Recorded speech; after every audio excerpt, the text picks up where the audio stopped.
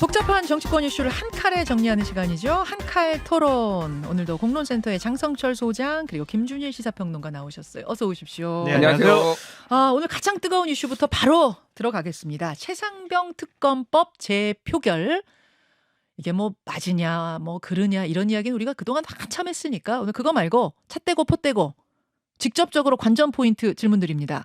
이탈표, 국민의힘의 이탈표, 찬성표 몇 표 예상하십니까? 장 소장님?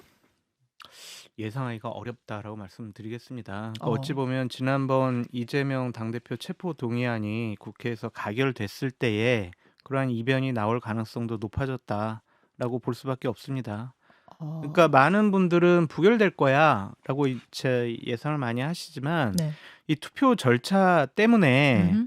의원들이 다 투표 기표소에 들어가서 투표를 해야 된다고 하더라고요. 아니 출석은 하되 기표소를 안 들어가는 방식도 이야기가 되는 것 같던데 그건 안 된대요? 그거는 이제 국회법 절차에 의해서 그건 안 된다라고 얘기하더라고요. 아 그래서 그렇게 제가 되면은 그 제적 인원에서 빠지는 거죠. 빠지는 네, 거예요. 그러니까 아. 간단하게 좀 설명을 먼저 좀 드릴게요. 예. 법안 재의결, 즉 거부권 재의결 건은 전자무기명 투표를 해야 됩니다. 그래서 전자무기명 투표 절차는 본회의장 경내에 설치되어 있는 기표소 들어가기 전에 각자의 이름이 새겨져 있는 명패를 받습니다. 아. 그 명패를 기표소 내에 있는 단말기 투입구에 넣어야 찬성, 반대, 기권 표시가 뜬다. 아하. 그리고 셋 중에 하나를 선택을 한다. 아 기권도 선택을 해야 되는 그렇죠. 거지. 그냥 앉아만 있고 난 기표소 안 들어갈래 이건 말이 안. 이거는 에. 카운팅이 안 된다. 그건 안 된다. 아. 출석, 즉 재석의 3분의 2 개념은 무기명일 때는 네. 명패를 투입구에 넣어야 재석 통계에 잡힌다. 이렇게 되어 있어요. 그러니까 국민의힘 의원들이 자, 난 투표 안 하고 그냥 그 자리에 앉아 있을 거야. 이거는 그냥 불출석으로 되는 거예요. 그냥 앉아 있는 방식으로 네. 혹여라도 이탈할지 모르는 표를 관리할 수도 있을 것이다라는 보도가 나오던데 그 보도는 틀린 거군요. 틀렸습니다. 그 방법은 불가능합니다. 무조건 들어가야 되는 무조건 들어가야 되고 국민의힘 의원들 중에 뭐 몇 분이 대략 뭐 17분이라고 얘기를 하잖아요. 그분들이 나는 이거는 정말 도저히 내 양심상 찬성표를 던져야 되겠어라고 결심을 하게 되면 재의결이 통과될 가능성도 배제할 수 없다라고 말씀드립니다. 지난번 이재명 당대표의 체포동의안 가결 그때도 전문가들은 다 그렇게는 지금 그렇죠. 그 분위기는 아니에요. 모두 입을 모았지만 이변이 일어났듯이 네, 이번도 모른다. 네. 아. 부결 가능성은 높지만 가결 가능성도 배제할 수 없다. 이렇게 봐야 될 것 같아요. 자 김준일 평론가 어떻습니까? 뭐 알 수 없는데 저는 그래도 이제 부결 가능성이 더 높다고 보기는 해요. 제가 뭐 다른 데서는 한 9명 정도 나올 것 같다 뭐 이런 예측도 했는데 그거보다는 좀 더 나을 것 같습니다. 지금 분위기가 조금 심상치 않은 것 같아요. 그러니까 전체적인 분위기 뭐 제가 직접 전화를 하거나 그런 건 아니지만은 지금 언론들이 취재를 많이 하고 있잖아요. 예. 전화기를 다 꺼놓고 있다라고 그래요. 웬만한 사람들 국민의힘 조금 의원들이? 궁금한 사람들.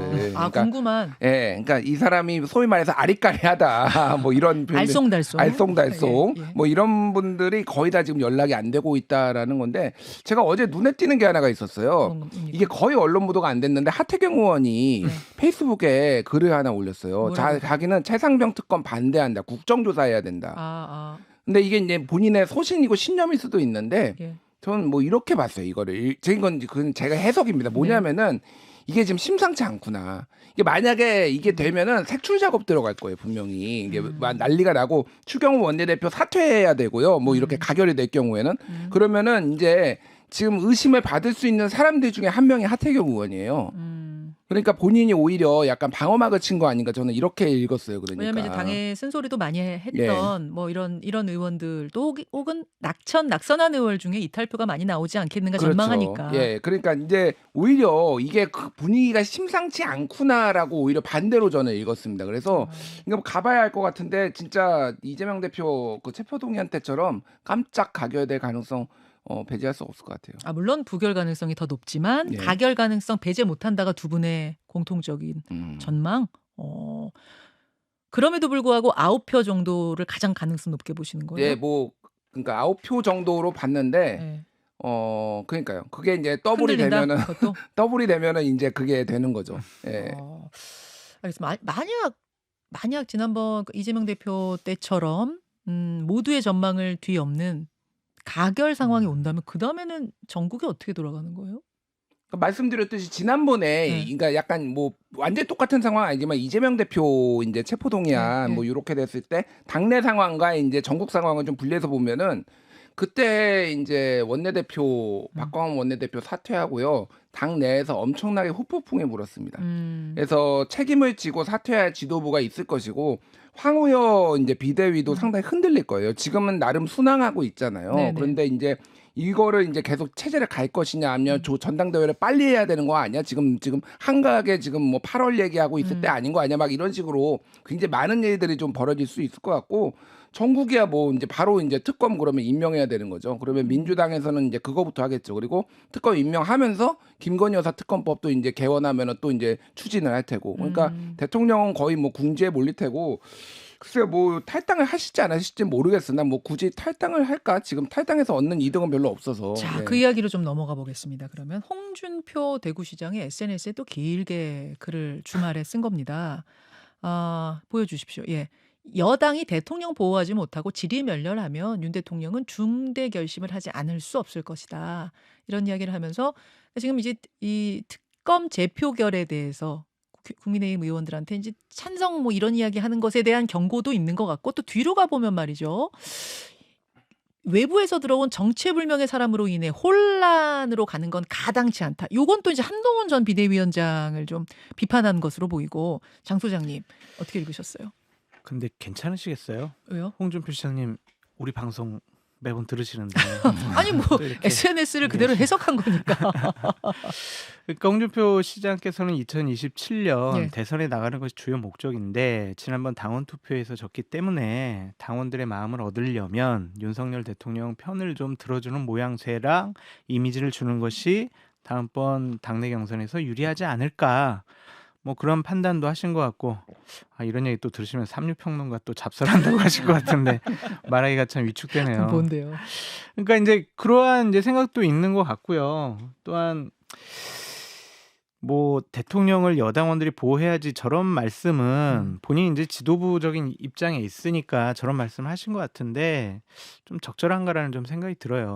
왜냐하면 국회의원은 국민의 대표가 되고 국민을 보호해야죠. 물론이죠. 권력자의 입장을 옹호하고 방어하고 권력자를 보호하는 게 집권 여당 국회의원이긴 하지만 국민의 대표로서는 적절하지 않은 선택 아니냐. 좀 그렇게 비판해보고 싶습니다. 진짜로 윤석열 대통령이 탈당에 대해 고민을 하고 있어서 저런 글을 홍 시장이 쓴 건지. 뭐 사석에서 뭐 그런 얘기를 대통령께서 하셨다라는 언론 보도가 좀 나왔잖아요. 전에 있었죠. 네, 네. 그런 것도 있고 실질적으로 탈당을 하지 않더라도 이제 이 최상병 특검법이 통과가 되면 제일 먼저 나올 단어가 뭐겠어요? 레임덕이네라는 단어가 나올 것이고 대통령 탈당하지 않을까?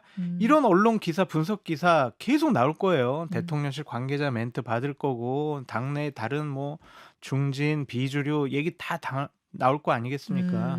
그런 식으로 흘러가는 것 자체만으로도 윤석열 대통령에게는 상당히 부담되고 참 국정 운영하기가 어려운 상황으로 처해지는 거죠. 그래서 그런 상황 자체가. 그냥 푸념 뭐 하소연 정도라고 보시는 거예요? 저는 탈당할 가능성이 높다고 봐요. 높다고 보세요? 네, 왜냐하면은 저 법안이 통과됐다라는 것은 22대 국회 때 여러 가지 발의될 김건희 여사 특검법이라든지 권력형 비리에 대한 특검법들이 다 통과될 가능성이 높아 보인다. 그러면은 대통령이 집권 여당 국민의힘의 당원으로서 있을 이유가 없지 않나. 그래서 한 발 떨어져서 본인은 그냥 여야 다 떨어져가지고 그냥 국정 운영만 할게요. 그렇게 판단할 수가 있죠. 일단 홍준표 시장이 적어 올린 거는 제가 보기에는 이제 박근혜 탄핵 트라우마를 좀 자극한 것 같아요. 그러니까 우리 보수 대통령을 지켜주지 못해서 우리가 결국 여기 거기까지 가지 않았느냐, 지켜줘야 된다라고 해서 보수 지지층, TK 지지층한테 좀 호소를 하는 것 같은데, 그러니까 저는 저 이제 표현에 뭐 저거를 다른 외부에서 온 사람을 뭐 얘기를 하고 뭐 그러시면은 이게 그냥 대통령을 거기다 넣어도 똑같아요. 윤석열 대통령을 넣어도. 외부에서 들어온 정체불명의 사람으로 인해 혼란으로 가는 건 가당치 않다. 네, 윤석열 대통령이 외부에서 와가지고 지금 나라가 혼란스럽잖아요. 사실 이게 왜 제가 이 얘기를 하냐면은 예전에 우리를 뭐 괴롭히는 어린애 뭐 이런 한동훈 비대위원장 했잖아요. 거기에다가 윤석열 대통령을 넣어도 똑같아요.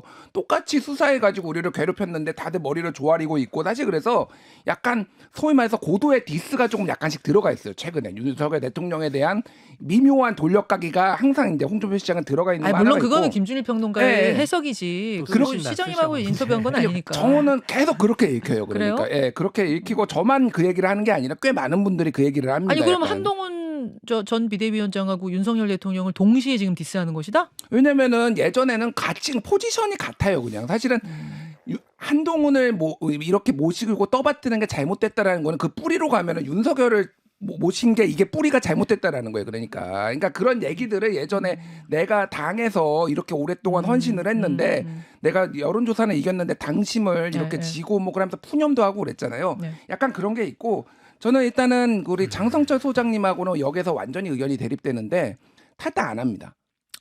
예. 그렇게 보시는 근거는요? 자, 탈당을 하면은 두 가지예요. 거국 내각을 하든지. 거국 내각을 한다라는 거는 민주당하고 같이 정치해야 되거든요. 네. 민주당이 그걸 받을까요? 그러니까 윤석열 대통령의 의지가 있다라고 하더라도 그럼 받을까요? 그러면은 이제 혼자 그러면 정치를 하겠다. 거국 내각이 아니면 아예 혼자 나는 중립적으로 하겠다라는 예. 거는 그거는 듣도 보도 못한 정치입니다. 그러니까 그러니까 거국 내각도 아니고 무슨 탕평책도 아니고 혼자는 정치를 못 해요.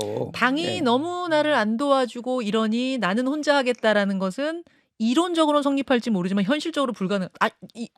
도와주든 안 도와주든 자당이 있어야지 없이는 더 어려워진다 그 그러니까 말이죠. 대통령이 역대 탈당을 했던 거는 소위 말해서 거국 중립내각 뭐 대연정 뭐 이런 류의 거였지. 네. 그리고 또 하나는 김건희 여사 특검법을 이제 더 이상 막을 수가 없으니 이것도 통과했으니 탈당을 한다? 그러니까 가족을 그렇게 끔찍하게 아끼시는 대통령이 어떻게 해서든 오히려 끝까지 당을 장악을 해가지고 그것도 김건희 여사 특검법을 막으려고 하겠지 탈당한다라는 거는 저는 잘 이해가 안 됩니다. 그럼 이건 이해가 되세요? 그러니까 함성득 교수의 증언이잖아요. 본인 비선하면서 영수회담을 물밑에서 조율할 때 윤석열 대통령께서 이재명 당대표가 원치 않은 사람, 불편하는 사람은 국무총리로 안 하겠다고. 그건 이해가 되세요? 보신 적이 김건희 있어요? 여사를 보호하기 위해서라면 그런 것까지 할 수 있다고 저는 이해를 했습니다. 그러니까 저는 이렇게 봐요. 대통령께서 상당히 겁이 많으시는구나라는 좀 생각이 들어요. 왜 그렇게 생각하셨어요? 그러니까 그런 얘기들을 하는 거죠. 그러니까 이재명 당대표랑 그동안 범죄자라고 했는데 총선 지고 나서 바로 만나기 전에는 이재명 당대표의 대권과도에 불편함을 좀 없애주려는 저런 멘트를 한 것들이 과연 우리 쪽 보수 우파 쪽에서는 어떻게 해석을 해야 될까. 그런 것들을 보면 대통령께서 권력을 놓지 않겠다라는 의지도 강하긴 하지만 이재명 당대표가 대통령이 될 가능성이 높아졌다? 그렇다면 내가 이재명 당대표와도 좀 잘 지내야 되겠다? 그런 생각을 하신 것이 아닌가. 또 그런 해석을 네. 하셨어요. 그래서 저는 김준일 평론가님하고 좀 생각이 좀 다른 게 오히려 거국 내각을 가능성이 구성을 있다? 해서 다음번 대선에 나는 중립적인 위치에서 그냥 관리하겠다, 국정 운영하겠다. 그러니까 압도적으로 민주당이 국회 의석을 차지하고 있기 때문에 여당에 속해 있는 게 그렇게 메리트가 없어요. 자, 근데 그런 생각을 대통령은 할지언정 그걸 민주당이 받을까요? 거국 내각이라고 하면?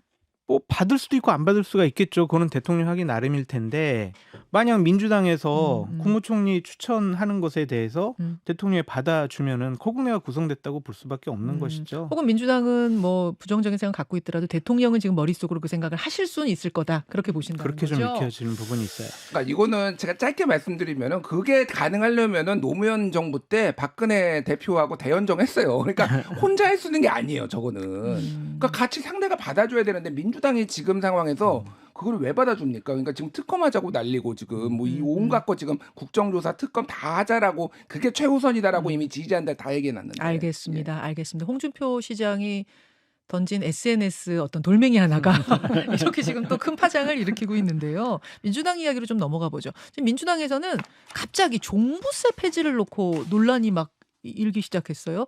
처음 이 이야기를 띄운 사람은 박찬대 원내대표입니다. 거기에 대해서 이제 진성준 정책위 의장이 종부세 폐지는 이건 이제 이야기가 안 된다. 그건 검토 사항도 아니다라고 했는데 고민정 최고위원이 SNS에 또 긴 글을 써서 종부세 폐지해야 된다라는 취지의 이야기에 힘을 실었습니다. 그러자 어제 진성준 정책위 의장이 저와의 인터뷰에서 개인 의견을 전제로 그거는 절대 반대다. 하지만 이렇게들 지도부에서 이야기가 나온다면 논의는 해볼 수 있다. 이 정도 띄웠거든요. 이거 어떻게 돌아가는 판을 봐야 됩니까? 그러니까 정책위원장이 개인적인 의견이라고 얘기하시는 것 자체가 좀 말에 어폐가 있다라고 좀 말씀이 들고, 민주당에서 종부세라는 것은 소수 기득권자들 그리고 돈 많은 분들, 국민의힘 지지층들을 위한 혜택 법안이 아니냐라는 생각이 좀 강하게 있는 것 같아요. 그래서 폐지를 검토하고 있는데, 현실적으로 보면 종부세를 걷어가지고 지자체에서 쓰거든요. 네. 그러니까 이게 뭐 국고로 들어가는 것도 아니고, 음. 종부세가 폐지되면은 상당히 좀 지자체에서 여러 가지 재정 상황도 좀 악화될 가능성이 있기 때문에 의견은 낼 수 있지만 실질적으로 이것을 폐지하는 것은 좀 쉬워 보이지가 않는다. 좀 그런 생각이 들더라고요. 예전에도 막 폐지하려고 하다가 그런 이유 때문에 폐지를 못했었거든요. 네. 이거는 네. 사실관계를 바로잡아야 네. 되는데 예. 종부세는 국고로 귀속이 되고요. 재산세가 지자체가 걷는 거예요. 아, 그러니까 그런가요? 잘못 국세, 말씀하실 지방세? 때, 조금 그러니까 헷갈려. 종부세를 폐지한다. 저는 기본적으로 종부세를 조금 조정하는 게 맞다라고 저는 개인적으로 봐요. 왜 그러냐면 사회적 갈등이 너무 크고요. 이게 징벌적 과세였는데 지금은 그 효과도 별로 없고 반감만 일으키고 사회를 좀 분열시키는 게 있다고 봅니다. 대신에 재산세를 강화하면 돼요. 지금 재산세가 어떻게 돼 있냐면은 6천만 원 이하는 0.1, 뭐 1억 5천 이하는 0.15, 3억 원 이하는 0.25, 그 이상은 0.4인데 이거를 종부세에 지금 보면은 막 세부적으로 돼 있거든요. 12억 이하, 50억 이하, 90억 이하. 이게 여기다가 새로 신설해가지고 넣어버리면 돼요. 그러니까. 자, 제 질문은 사실 두 분한테 네. 이 종부세 폐지 토론을 하자는 이야기는 아니고, 민주당에서 갑자기 이 의제가 왜 나왔을까? 일각에서는 중도층으로의 확장, 그리고 특검만 계속 이야기하는 것에 대한 부담감, 어떤 민생 이슈를 좀 던져서 갑론을 박 해보자라는 이 주도권 잡기 차원 아니냐라는 해석이 제가 있었어요. 이거는 말씀드릴게요. 이번에 선거 결과가 보면은 이제 국민의힘이 11석밖에 못 가져갔지만은 세부 데이터들을 보면은 굉장히 빠르게 몇 번 선거 더 치르면은 민주당이 다 많이 잃겠구나. 잃겠구나. 예, 그러니까 수도권에서. 손실, 그러니까 이게 잃겠구나. 그러니까 수도권이 아니라 서울을 말하는 겁니다. 서울에서. 그러니까 서울이 굉장히 급격하게 고령화되고 있고, 예를 들면 가장 고령화된 데가 저기 도봉을 뭐 이런 강북갑 이런 데예요. 평균 예. 연령이 55세입니다, 거기가. 예. 그런데 여기 집값은 계속 올라가고 있고 종부세 점점점 민감해지고 부동산 가격하고 민주당 지지율하고 정확하게 반비례해요. 아. 그러면은 여기가 지금 서울을 지키는 게 상당히 장기적으로 어려워질 수 있겠다고 민주당이 판단을 한 거죠. 그러니까. 말하자면 고민정 최고위원 지역구 같은 곳이 아파트값 많이 오른 곳이죠. 거기가 제일 광진구. 위험합니다. 그러니까 강남 상구 빼고 제일 위험해요. 저도 네. 하나만 좀 바라잡을 게, 종부세는 국고로 귀속되지만 쓸 수 있는 항목이 정해져 있어요. 재정이 열악한 지자체에 나눠주게 돼 있습니다. 그래서 제가 지방에 이제 지자체에서 준다라는 표현을 썼고, 그것을 국고에 써가지고 막 이렇게 그냥 자기들 마음대로 쓸 수 있는 게 아니에요. 그래서 종부세 같은 경우에는 걷어서 열악한 지자체에 나눠주기 때문에 그것을 폐지하기가 쉽지가 않다. 그렇게 말씀드려요. 하여튼 요 논란들, 지금 종부세 폐지를 놓고도 갑론을박이 있고, 뭐 공매도 이야기라든지 금투세 이야기라든지 이런 것들이 지금 민주당에서도 이야기가 되고 있단 말이죠. 정책정당 민주당, 대한정당 민주당, 이런 이미지를 주고 싶어하는 주고 싶은 거죠. 그런 좀 정치적인 좀 판도 같이 읽어볼 수 있는 게 아닌가 싶어서 질문드렸고, 오늘 한 칼 토론이 좀 짧네요. 앞에 인터뷰가 길어서. 그래서 이 이야기는 본 방송에서 여기까지 하고 유튜브 댓글쇼로 넘겨서, 정꿀쇼로 넘겨서 더 이어가겠습니다. 두 분 고맙습니다. 감사합니다. 김현정의 뉴스쇼는 시청자 여러분의 참여를 기다립니다. 구독과 좋아요, 댓글 잊지 않으셨죠? 알림 설정을 해두시면 평일 아침 7시 10분 실시간 라이브도 참여하실 수 있습니다.